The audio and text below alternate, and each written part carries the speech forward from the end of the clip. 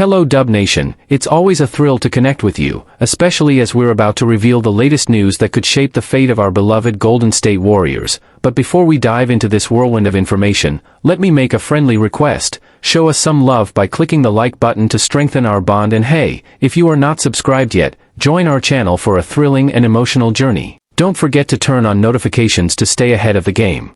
The Warriors should consider letting go of their young center for a bold free agent gamble. It might sound drastic just 2 weeks into the season, but the Golden State Warriors may already have a rare opportunity on the free agent market, one that could reshape their depth and perhaps revive a fallen star's career.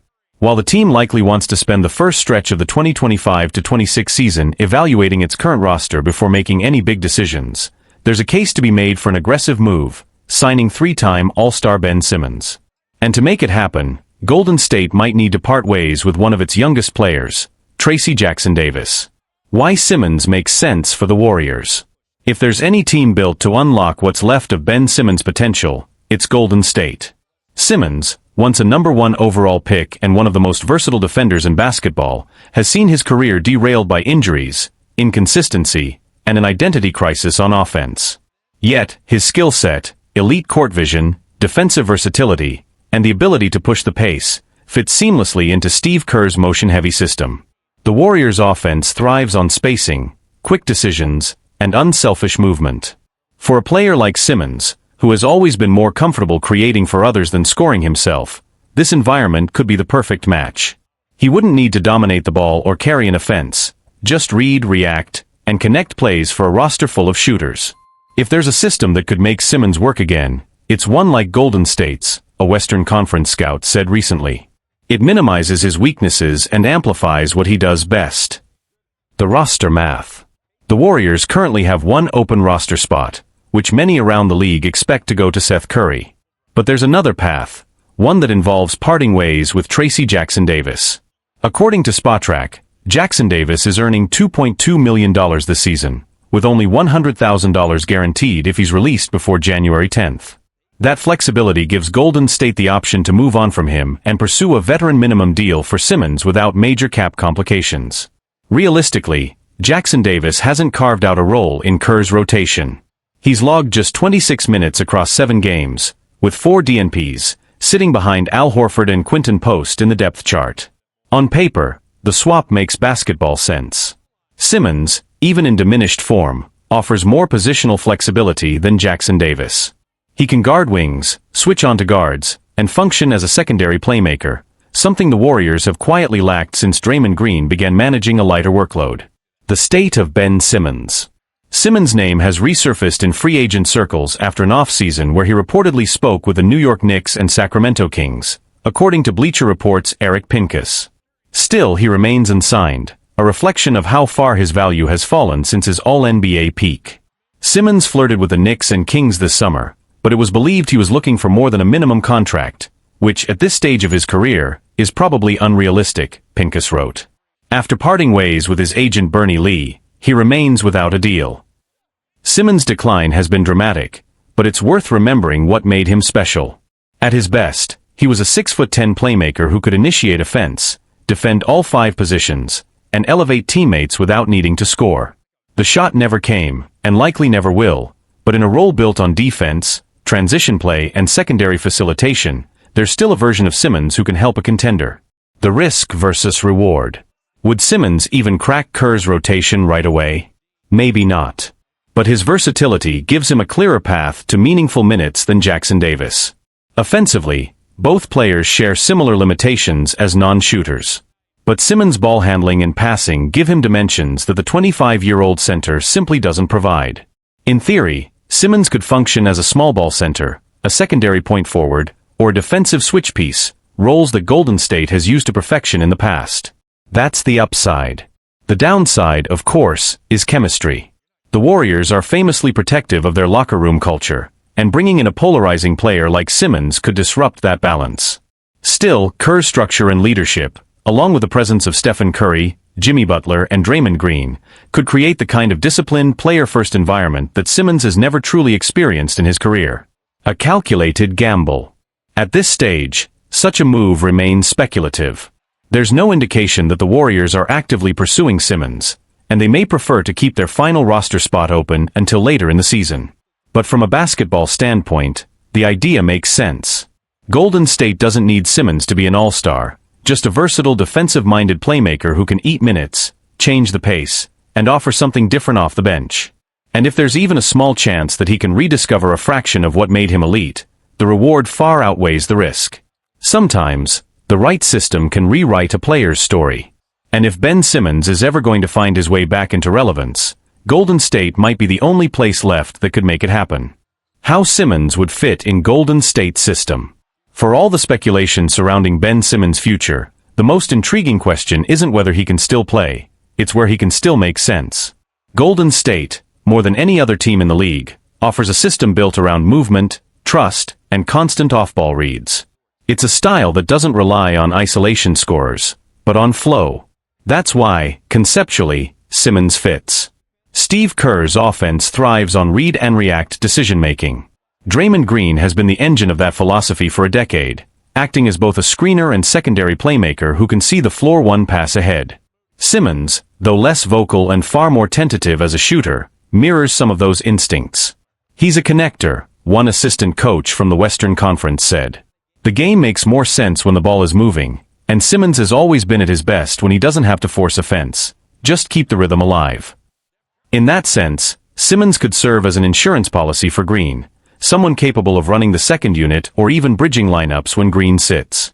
His ability to rebound and push the tempo would allow the Warriors to maintain their identity even with Curry off the floor, something that's been a challenge in recent seasons.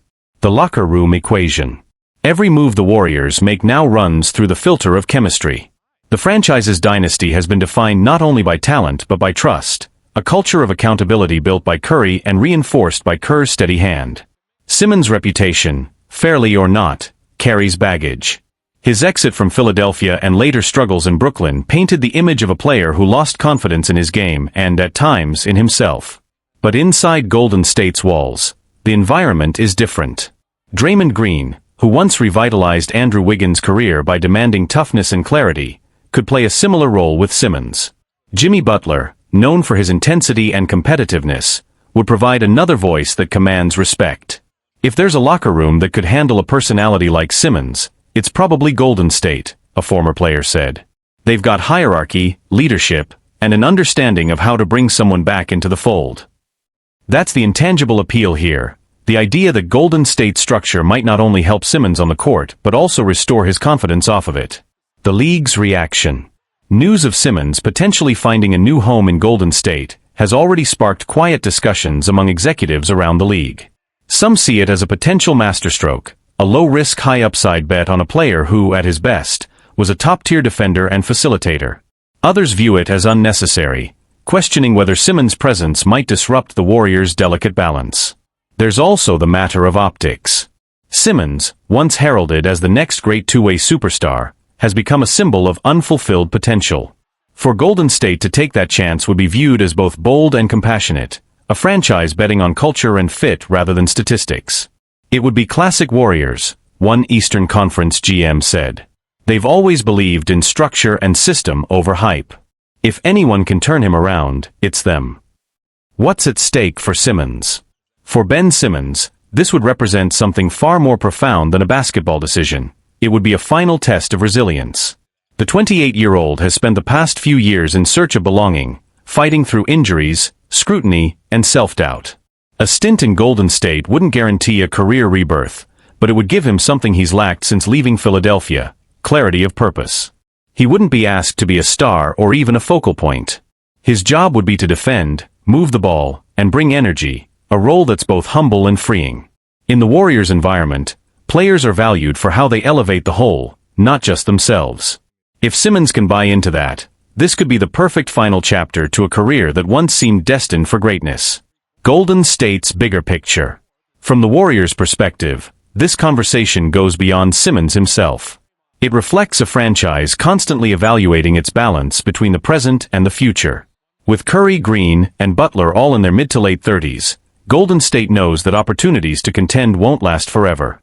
Adding Simmons wouldn't just be a gamble on a player, it would be a statement about the organization's willingness to evolve. It's the kind of low-cost, high-reward experiment that championship teams occasionally take when chasing one last run. Kerr and general manager Mike Dunleavy Jr. have both emphasized flexibility and creative thinking this season. They've already blended youth and experience more effectively than last year, and Simmons could offer yet another layer of adaptability, a player who bridges lineups and styles. The bottom line. No one's suggesting that signing Ben Simmons would be a move without risk. But the Warriors have always understood that greatness requires the courage to take those risks. For Golden State, this isn't about nostalgia or desperation, it's about possibility. It's about the belief that, under the right circumstances, talent can still find its purpose. And for Simmons, it might be his last real chance to prove that the story of his career isn't finished, just waiting for the right setting to be rewritten. If the Warriors are willing to take that chance, they might just find that both sides need each other more than anyone realizes. The Warriors' dream trade target after the Pelicans' disastrous start. The Golden State Warriors may have found their dream trade target, and it might be coming from a team in free fall. Despite a solid 4-3 start to the 2025-26 season, the Warriors have made one thing clear over the first 2 weeks: they still lack a true secondary playmaker. As much as Stephen Curry continues to orchestrate the offense with his usual brilliance, there's a growing sense that Golden State could use another creator, someone who can handle the ball, space the floor, and defend multiple positions. With the New Orleans Pelicans off to a nightmare start, 6 straight losses and no signs of stability, that need may align perfectly with opportunity. Enter Trey Murphy III. A player who fits the Warriors' DNA. Around the league, every front office keeps a mental list of players they value, whether or not those players are actually available. Murphy has long been one of those names, a 6'8" wing with elite length, defensive instincts, and a pure repeatable shooting motion that holds up under playoff pressure. If a player like that suddenly becomes even potentially available, smart teams take notice. Murphy's combination of size, athleticism, and versatility checks every box the Warriors typically covet. He's the type of wing who can slide seamlessly into Steve Kerr's motion-heavy offense, play off Curry's gravity, and hold his own defensively in switch-heavy schemes. He doesn't need the ball to make an impact, but he's skilled enough to create his own shot when needed. He's not just a fit, he's the kind of player who could extend Golden State's title window. Why Murphy makes sense for Golden State. The Warriors have already retooled their roster around experience and leadership. The off-season addition of Jimmy Butler gave them toughness, defense, and another reliable shotmaker who can create in the half-court.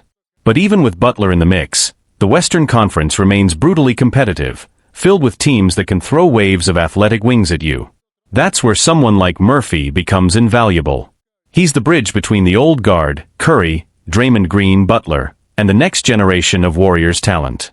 His ability to defend multiple positions, hit threes at a high clip, and run the floor would give Kerr more flexibility in lineups, allowing him to keep pace with younger, faster teams while maintaining defensive integrity. He's exactly the kind of player you want next to a core like that, said one Western Conference scout. He can switch, he can shoot, he plays with energy, and he doesn't need 15 shots a night to be effective. That's the blueprint for longevity around stars like Steph. The strategic fit. Murphy's value extends beyond the box score. Defensively, his wingspan and timing allow him to thrive in switching schemes, something Kerr has leaned on heavily during his tenure. Offensively, he stretches defenses to the breaking point. When he's on the floor, opponents are forced to respect his shot, opening the driving lanes that Curry, Butler, and Green depend on to generate movement and mismatches. In short, he's the kind of two-way connector the Warriors haven't consistently had since their prime championship years. If Golden State were able to land Murphy, it would give Kerr the freedom to experiment, running small ball lineups with Green at center, using Butler and Murphy interchangeably as defensive anchors on the wings, and maintaining spacing without sacrificing defense. Timing and opportunity. The question, of course, is whether the Pelicans are truly ready to make changes. Teams rarely move young, talented wings like Murphy unless the season has gone completely off track, and New Orleans seems to be trending that way. A 6-game losing streak has already fueled speculation that the front office might consider reshaping its core around Zion Williamson and Brandon Ingram. If that happens, Golden State would be foolish not to make a call. There's precedent for this kind of move. The Warriors' front office has long balanced loyalty to its veterans with an awareness of timing, knowing when to act and when to wait. Bringing in Murphy would not only fill an immediate need but also prepare the team for the inevitable transition from the Curry era to whatever comes next. The bigger picture. Golden State still believes its championship window is open. Curry remains elite, Butler has brought a new edge, and Green continues to anchor the defense.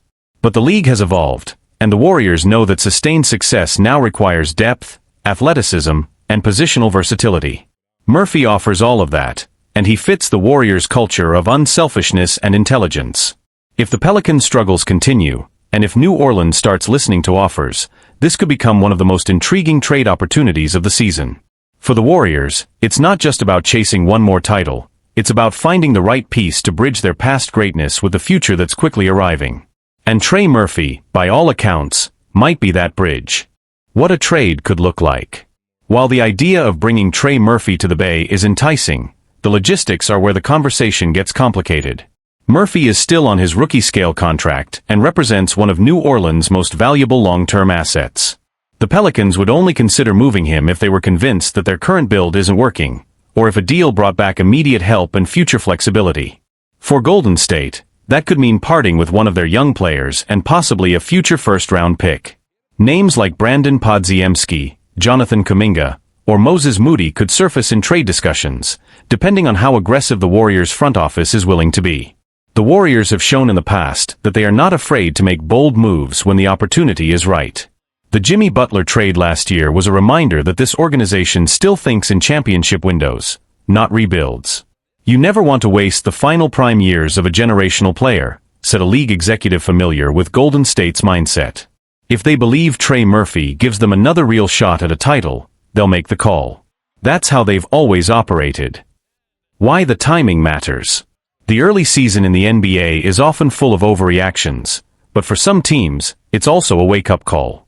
New Orleans' 6 straight losses have exposed deep issues on both ends of the floor: inconsistency in shot creation, defensive breakdowns, and an inability to close out games. The pressure is mounting on the Pelicans' front office to do something. Zion Williamson and Brandon Ingram have shown flashes, but the supporting cast hasn't clicked. Murphy's shooting and spacing were supposed to be part of the solution, yet as the team continues to falter, the organization might decide to explore structural changes rather than minor tweaks. For the Warriors, that uncertainty represents an opening, a narrow window that championship-caliber franchises are trained to recognize. Potential impact on the Warriors' system. If a trade for Murphy were to materialize, Steve Kerr would immediately gain a new set of options. He could deploy Murphy in smaller lineups alongside Draymond Green and Jimmy Butler, maximizing defensive versatility while keeping enough shooting on the floor to stretch opposing defenses. Murphy's ability to run the floor, spot up in transition, and defend both forward positions would fit perfectly in Kerr's fluid, read-and-react offense. It would also reduce the burden on Curry, allowing him to conserve energy for late-game stretches, a key factor as he enters his late 30s. "Kerr loves players who can make quick decisions," said a former Warriors assistant. Murphy's one of those guys who doesn't overthink. Catch, read, move. That's exactly what keeps the system alive. Around the league, reactions and reality. Other teams are watching closely. Several Western Conference executives believe that if the Warriors were to land Murphy, it would re-establish them as a legitimate contender, not just for this season, but for the next 2 or 3 years. Meanwhile, for the Pelicans, trading Murphy would signal a major philosophical shift, from trying to build a balanced young core to prioritizing star-driven restructuring around Zion and Ingram. It could also lead to ripple effects across the conference, as other fringe contenders might feel pressure to act. Golden State adding Trey Murphy would be like when they brought in Andre Iguodala a decade ago, one scout noted. He's not a superstar, but he's the kind of piece that completes the picture. The risk and the reward. Of course, there are risks on both sides. The Warriors would be betting on Murphy's upside and health, while giving up youth and potential flexibility. The Pelicans would be parting with one of the few players who truly fits a modern, switchable style of play. But both organizations are reaching inflection points. Golden State knows its championship core is aging but still capable of winning at the highest level with the right support. New Orleans, on the other hand, faces the harsh reality that potential doesn't always translate to progress. That's why this idea, still theoretical, but increasingly plausible, feels like more than just trade speculation. It's about timing, identity, and the constant push and pull between the future and the present. Looking ahead, the Warriors aren't in panic mode. Their 4-3 start shows promise, not crisis. But championship teams don't wait for problems to become obvious. They anticipate them. And right now their biggest challenge is clear: finding another dynamic two-way player who can both complement and someday carry forward the standards set by Curry, Green, and Butler. If the Pelicans' struggles continue and the lines of communication open, Trey Murphy could become the most realistic and impactful trade target on the board. Because in Golden State, the window is still open. And if history has taught anything, it's that when opportunity meets preparation, the Warriors rarely hesitate to make their move. The Mavericks have a Klay Thompson problem, one the Warriors know all too well. The Dallas Mavericks find themselves caught in a familiar dilemma, one that the Golden State Warriors have lived through for years. Even when Klay Thompson's shot isn't falling, you still need him on the floor. His presence stretches the defense, changes spacing, and forces respect. But when the shots stop dropping for too long, that same presence becomes a question instead of an answer. Right now, that's the question haunting Dallas. On Monday night, in a 110-102 loss to the Houston Rockets, Thompson struggled again, just 5 points on 2 of 9 shooting from the field and 1 of 8 from 3. For a player whose reputation was built on rhythm and confidence, both seem to have vanished. It's still early in the season, but the numbers are jarring. Thompson is averaging 8.1 points in 20.2 minutes, the lowest marks of his career, and shooting just 32.8% from the field, the 5th worst efficiency in the league among players with at least 60 shot attempts. The Mavericks, now 2-5 and sitting 14th in the Western Conference, have been outscored by 70 points in Thompson's 138.5 minutes on the floor. That's the 6th worst plus-minus in the league. Ironically, the worst mark belongs to another former Warrior, Jordan Poole.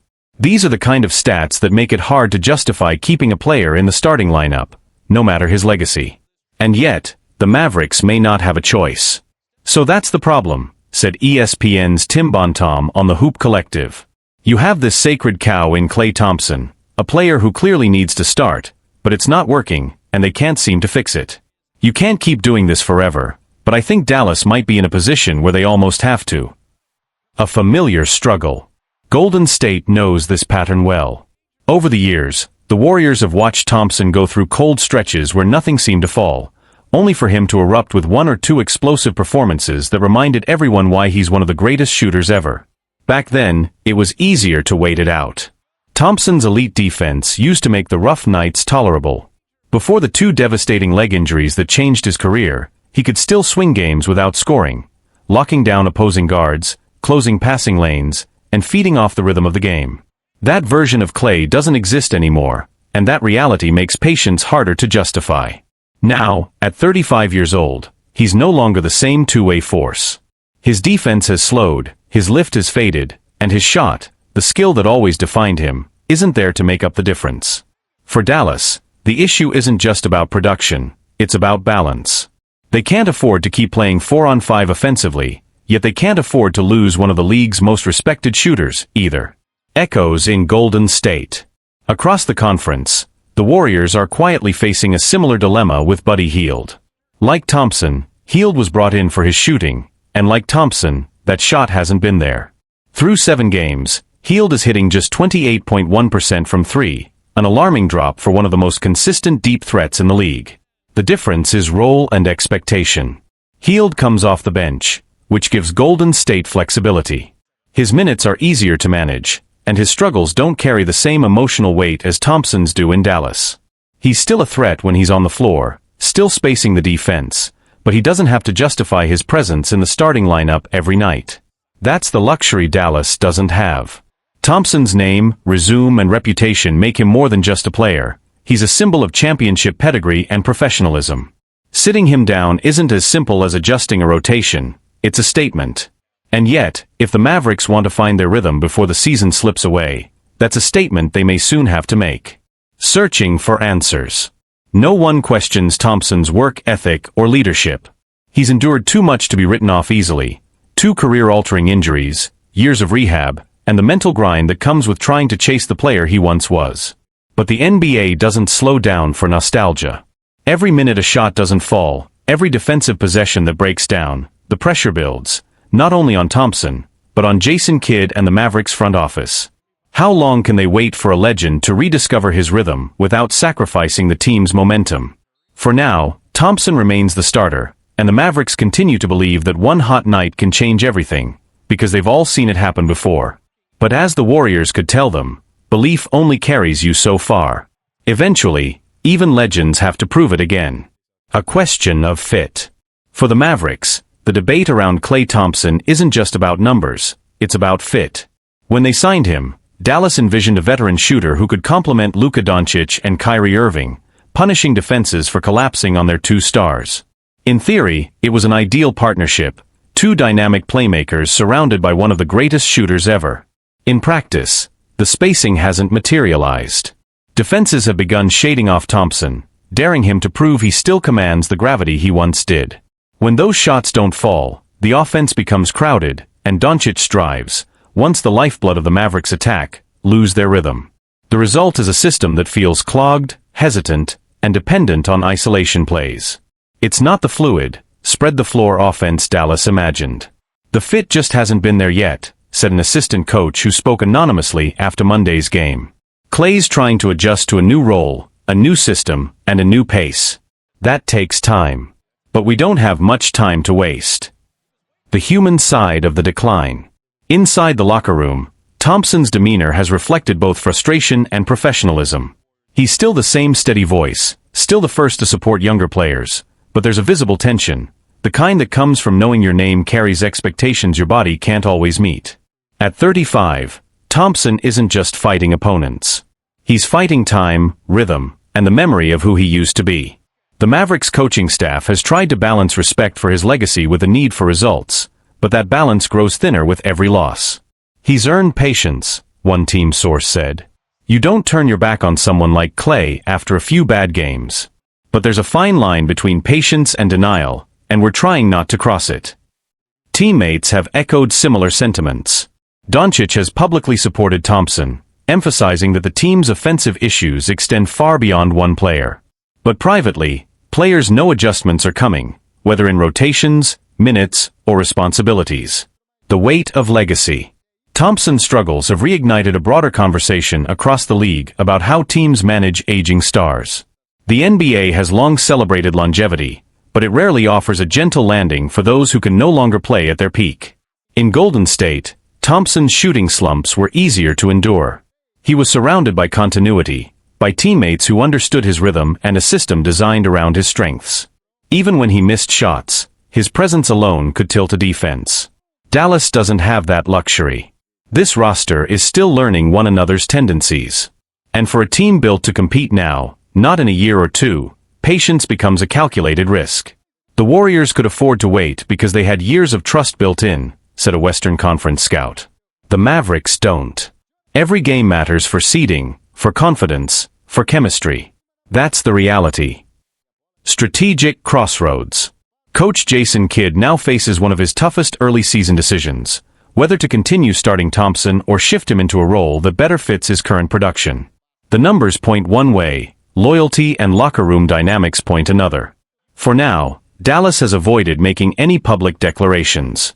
Kidd has spoken carefully about Thompson's slump, choosing phrases like finding rhythm and working through it. But internally, the staff has been analyzing lineup data and spacing metrics that suggest change might be necessary. Some in the organization have floated moving Thompson to a sixth-man role, not as punishment, but as a way to control matchups and restore confidence. It would also allow the Mavericks to start a more athletic wing alongside Doncic and Irving, giving the offense the spacing it desperately needs.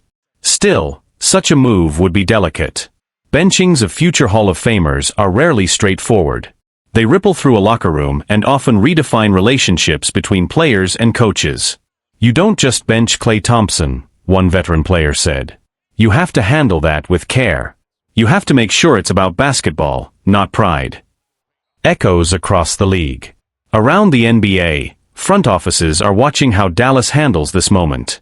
The Warriors, in particular, have taken notice. For years, Golden State wrestled with the same questions: how to honor a champion's legacy while confronting the demands of the present. In a quiet way, Dallas is now living that same tension. The numbers may say one thing, but the emotions behind them tell another story, of a player who helped define an era, now searching for his place in a league that keeps moving faster. Meanwhile, in Golden State, Buddy Hield's slump serves as a subtler reminder of the same truth. Even the purest shooters are never immune to time, pressure, or adaptation. But because Hield's role is smaller, the stakes aren't as public or as painful. For Thompson, every game feels like a referendum on what he still has left. What comes next? The Mavericks have 7 of their next 10 games against Western Conference opponents currently above .500, a stretch that could define their early season. The team's front office is monitoring not just wins and losses, but how the offense flows when Thompson is on and off the floor.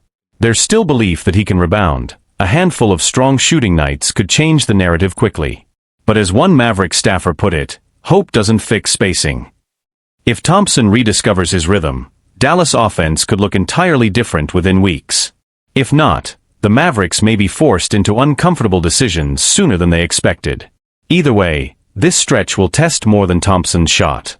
It will test Dallas' patience, leadership, and willingness to confront the line between respect for the past and responsibility for the present.